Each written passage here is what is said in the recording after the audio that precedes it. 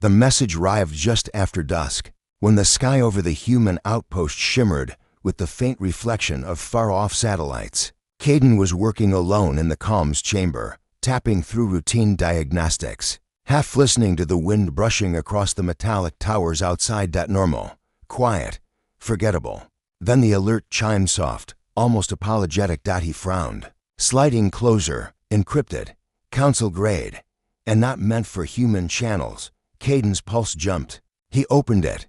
A voice poured through the speaker's comm, melodic, unmistakably alien. To all council fleets, the humans have violated the treaty. This requires immediate correction. Caden felt the blood drain from his face. The message continued, each word colder than the last.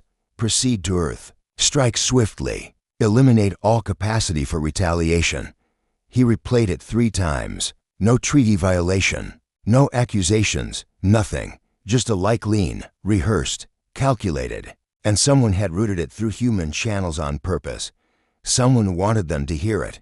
The door behind him slid open. Caden, you're still here. He turned. Syrah stood in the doorway, hair tied back loosely, boots half unlaced like she had left her room in a hurry. She was a xenobotanist by assignment, but she'd been pulled into so many emergencies lately that neither of them remembered what calm looked like. Her eyes narrowed when she saw his expression. What happened? Caden motioned her over. She crossed the room quickly, leaning over the console. He replayed the message. Syrah's lips parted slowly in horror. But, why? She whispered. Why lie about us? Caden swallowed hard. Because if the council believes we're the threat, then wiping us out becomes easy, even justified. Before she could speak, the console flashed again, another transmission. But this one wasn't a broadcast. It was direct, targeted, from an unknown origin. Caden hesitated, then played it. This time, the voice was different, softer, almost trembling. If you heard the previous order, please listen. The council lied. I am sending this against their wishes. Syrah leaned closer, breath hitching. My name is Yiren. The voice continued, and I am part of the council's oversight division. I don't have long. I can't stop the fleets alone, but I can give you one warning. Caden's heart hammered. Earth has less than 8 hours. Syrah grabbed the console. Wait, Yiren, how do we stop them? How do we hold them off? There was a pause. Static fluttered. You can't, Yiren admitted. Not by strength. Humanity was never meant to match the council's military. But you can still survive. If you run. Caden stared at the speakers. Run, abandon Earth? Impossible. There is more, Yiren whispered, voice breaking. There is someone among you. Someone who? Someone I care for. If they remain when the attack begins, they'll die with the rest. Syrah looked at Caden, confused. Who? She asked. The answer came quietly. Caden. The air froze. His breath stopped completely. Syrah stepped back in stunned silence. You know an alien? Why didn't you ever say? I don't, Caden whispered. I don't know anyone named Yiren. The transmission returned briefly. I shouldn't say more. But Caden, we met 7 cycles ago during the joint research gatherings on a Styrian station. You were cataloging meteor fragments. You smiled when I dropped mine. Caden's mind reeled. A memory flickered. Someone tall, luminous, soft-spoken, an exchange so brief and quiet he had forgotten it over the years. But they hadn't. I'm sending coordinates, Yiren said, voice shaking now. Come to me. I can protect you. Please, let me keep you safe. The transmission cut out. Silence swallowed the room. Syrah finally exhaled. Caden, we need to tell command. We need to. Command isn't going to evacuate 8 billion people, Caden said softly. They won't even believe us. Syrah pressed a hand to her forehead. So what now? Caden stared at the coordinates glowing on the screen. An unregistered point between Mars and the asteroid belt. A place no one should be hiding. Yet someone was. Someone who remembered him. Someone risking everything to save him. Someone who cared enough to send a warning the entire galaxy would kill them for. He didn't know their face fully. Didn't know their intentions. Didn't know if this was salvation or a trap. But he knew one thing. His heart had begun to beat in a way it hadn't in years. And time was already running out. We go, Caden said quietly. And Syrah nodded. Even though fear trembled in her breath, the lie had been spoken. and the stars had already begun to crack. The shuttle landed silently on Cherulia's northern plateau, its hull barely disturbing the mist that swirled like restless ghosts across the frozen cliffs. Lyra stepped out first, boots crunching softly on the frost. She hated cold, hated altitude, but hated failing someone more. Beside her, Rennick adjusted the harness over his shoulders. He wasn't a soldier, not officially. An archivist, a historian, the sort who cataloged memories of dying civilizations rather than survived their wars, yet here he was heart-hammering, like a drum in his chest, following Lyra to coordinates that weren't on any map. "You really trust this, Yiren?" Rennick asked, voice low enough that only Lyra could hear. "I have to," Lyra said. She tightened the straps on her pack. "If the Council really lied, if Earth is about to fall, we have no other choice. And I think he remembers you." Rennick froze, staring at her.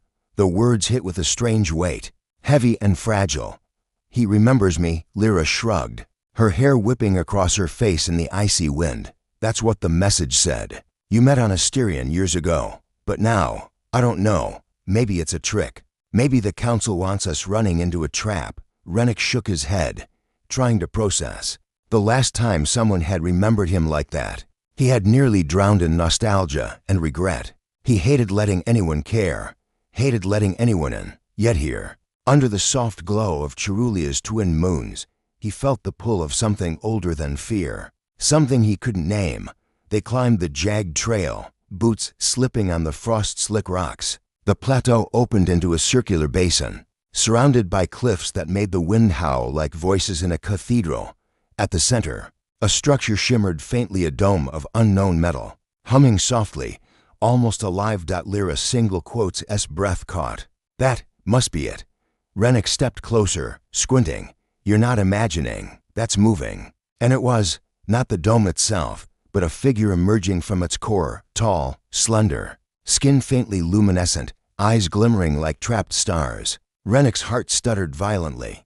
He recognized the gait, the tilt of the head, the soft, impossible grace. Yeren, Rennick, Yiren whispered, voice trembling as though it carried the weight of 100 galaxies. "You came." Rennick froze. Words failed. Lyra's hand brushed his arm, grounding him. He wanted to run, to hug, to ask 1,000 questions at once. Instead, he said nothing. Yiren's hands lifted slowly, delicate, almost afraid of breaking something invisible. "I didn't expect you to trust me, not fully. But you came anyway. You always did." Rennick swallowed hard. "Why now? Why me?" "Because," Yiren said, stepping closer, "the Council won't stop. They lied to you to make you afraid, to make you obey. I can't hold them off alone. But with you, maybe there's a chance, not for a war, but for us." Rennick's chest tightened. He hated the words "for us," yet they burned like sunlight through ice. Lyra cleared her throat softly. "We don't have forever," she reminded them. "Council fleets are mobilizing. If we linger, you might not get the choice to whatever this is." Yiren's eyes flicked to Lyra. "Thank you." Lyra nodded curtly, stepping back, giving them space. Rennick's legs felt like lead as he approached Yiren. The air between them vibrated with history, with memory, with longing neither of them had dared to name before. I don't even know where to start," Rennick admitted. Yiren smiled faintly, reaching for his hand. Their fingers touched, hesitant, tentative, but the spark was undeniable. Warmth against the cold, light against shadow. "Then start with this," Yiren said. "We survive together, and we figure out the rest later." The hum of the dome grew stronger, wrapping around them, shielding them. Lyra watched, heart tight, knowing the world outside was already moving toward chaos. But here was a fragile heartbeat of something that might just survive it. As the twin moons rose higher, Rennick and Yiren stood side by side, hands clasped. The first promise made in silence, a quiet rebellion against the lies that had shattered the stars. The wind tore across the plateau, but the warmth between them held. And somewhere, far above, the Council's fleets adjusted their trajectories, unaware that the humans and aliens they sought to manipulate were already writing their own story one spark at a time. The winds over Cherulia were relentless, slicing through cloaks and armor alike. carrying whispers of danger that no one alive should hear. Rennick and Yiren moved cautiously through the icy corridors of the dome, the faint hum beneath their feet vibrating like a heartbeat. Lyra had gone ahead to scout, she insisted, but Rennick felt her absence. Like a weight pressing against his chest, Yiren's hand was warm in his, fingers entwined with a familiarity that defied time. "Do you remember the first star we charted together?" Yiren asked, voice almost shy, considering how fragile trust still was between them. Rennick nodded, a flicker of a smile tugging at his lips. "I remember. You kept insisting it had a name, even though it barely shone in the map. Called it the Lost Ember." Yiren's eyes glimmered. "It's still lost, but maybe we can guide it back. Maybe." Together, the air shifted suddenly. A tremor ran through the dome, low and resonant, and frost cracked underfoot. Alarms, soft but insistent, echoed through the walls. Yiren's hand tightened around Rennick's. "They found us," Yiren murmured. "The Council. Sooner than I feared." Rennick glanced at the icy expanse outside the dome. Beyond, dark shapes hovered in the skyships that weren't meant to belong here. Vessels whose silhouettes carried authority and menace. "Then we fight," he said, though the words felt hollow against the vast, silent fear creeping over him. Yiren shook their head. "Not with weapons. Not yet. We need the core. If the dome stabilizes the energy flux, we have leverage. The Council won't risk it collapsing." Rennick followed, heart racing. Inside the dome, pulsing lights traced paths across the floor, illuminating intricate glyphs etched into the walls. The architecture was alive, humming with a consciousness older than any planet they had ever seen. Rennick felt it pressing at his mind, nudging memories he hadn't realized he carried. "This place remembers," he whispered, all lacing his words. "It remembers everything that's ever happened here, and it will remember us," Yiren said softly. "If we survive." Their steps slowed as they approached the central chamber. The core floated in the middle, a sphere of shifting light and shadow. Impossible to touch, but radiating a warmth that seeped into their bones. Rennick felt drawn, compelled to step closer. "Don't," Yiren warned. "It reacts to emotion. Too much fear. Too much doubt." Rennick hesitated, feeling the raw vulnerability between them. It was more than fear, more than desire. It was longing, history. The kind of connection that could either save or destroy them. His breath caught as he realized he didn't care which, as long as they faced it together. Yiren reached out, letting their hands hover over his. Energy sparked faintly where their fingers nearly touched, the core responding to the resonance of their bond. "We can't linger," Yiren said, eyes locking onto his. "But I wanted to feel this." "Just a moment." Rennick nodded, leaning closer, their foreheads almost touching. The core pulsed stronger, light spiraling around them. In that pulse, he felt centuries of unspoken words, of stolen glances across star systems, of silent promises they had almost let die. And then, without warning, the dome shuddered violently. Cracks splintered along the walls, frost raining down. Alarms screamed, echoing in the cavernous chamber. Outside, the Council's ships deployed shimmering nets of energy, threatening to collapse the plateau entirely. "Now," Yiren said, urgency in every syllable. "Trust me," Rennick exhaled, closing his eyes, letting himself be guided. Together, they moved, hands clasped, hearts beating in sync with the living pulse of the dome. The energy wrapped around them like a shield, shimmering with warmth and light, pushing back against the cold grip of the Council's forces. Lyra's single quotes, S voice crackled over the calm. "Calm and sharp. Core is stabilizing. You two don't stop moving. Get to the outer rim." Rennick and Yiren sprinted across the chamber, each step a defiance, each heartbeat a vow. The hum of the dome sang with them, carrying their courage, their fear, their fragile love. They emerged onto the plateau just as the Council's first net began to close, light bending around them in impossible angles. Yiren looked at Rennick, eyes wide but fierce. "We survive. Together. Always." Rennick gripped their hand tighter. "Always." And in the frozen winds of Cherulia, amidst the shadow of collapsing cliffs and the encroaching fleet, something imperceptible but powerful bloomed between them. Hope. Not for victory, not yet, but for each other.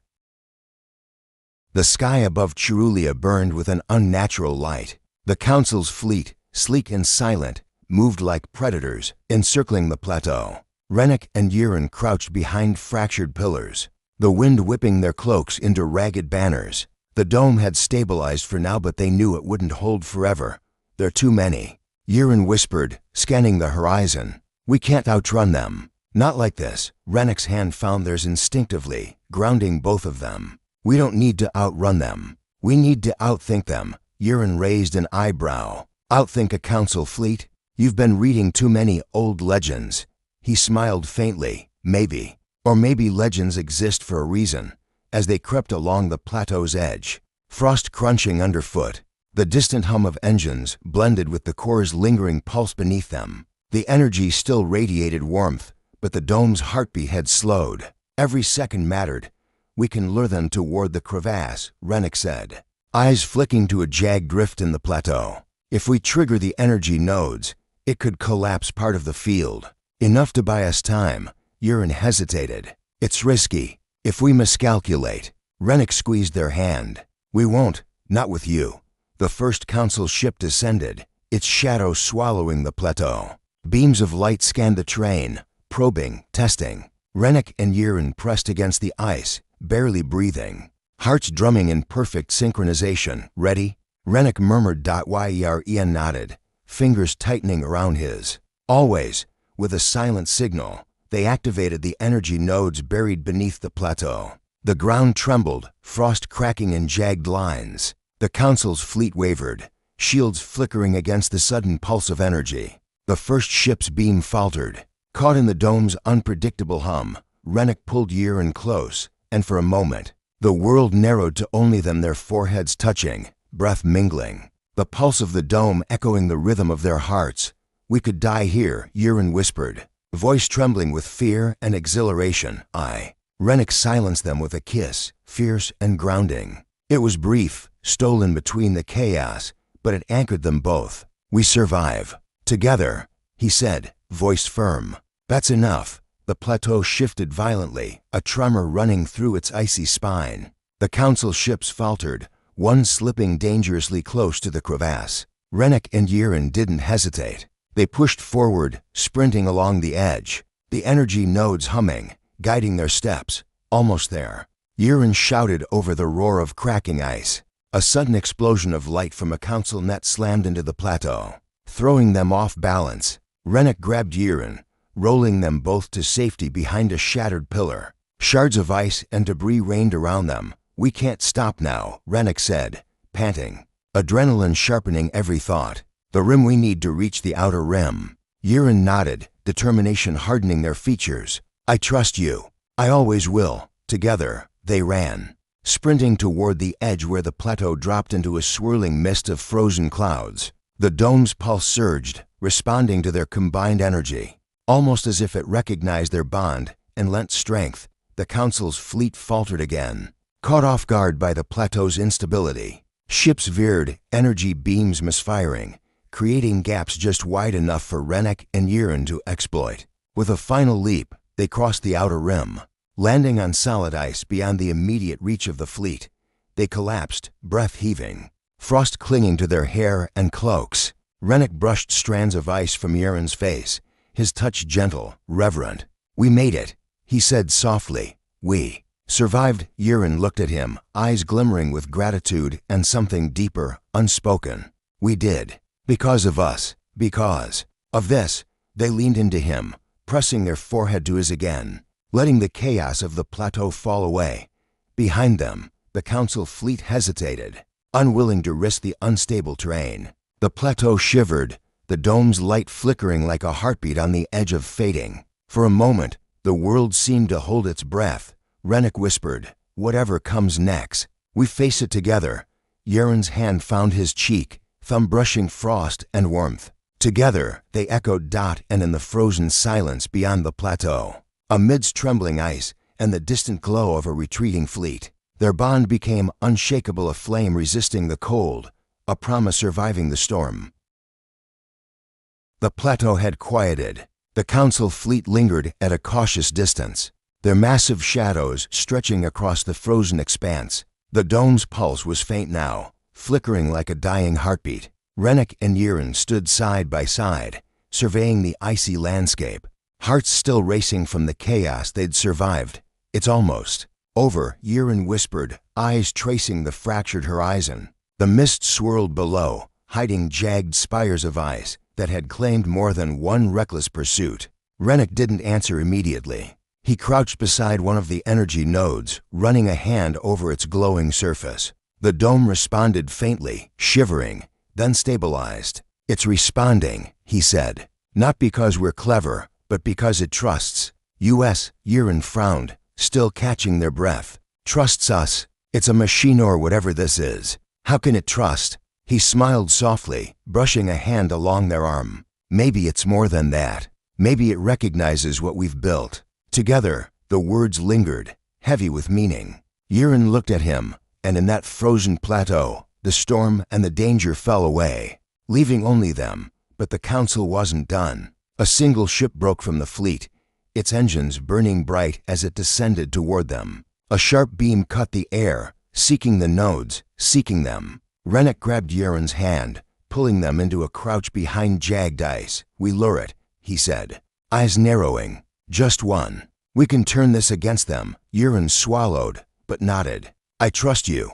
They activated the nodes in sequence, sending a ripple of energy through the plateau. Ice cracked and groaned, fissures spreading like lightning. The pursuing ship faltered, its shields failing against the sudden surge. Rennick grabbed Yiren, sprinting across the trembling surface. The ship dipped, caught in the collapsing energy field, then plummeted toward a yawning crevasse. A brilliant explosion of light and ice erupted, sending shards flying high into the frozen sky. Silence followed, heavy and absolute, broken only by their ragged breaths. They stood on the plateau's edge, looking down at the wreckage. The council fleet had retreated, unwilling to risk more lives against a force they clearly did not understand. For the first time in days, the world seemed still. Rennick turned to Yiren, brushing frost from their hair. "We did it," he said quietly. "It's over."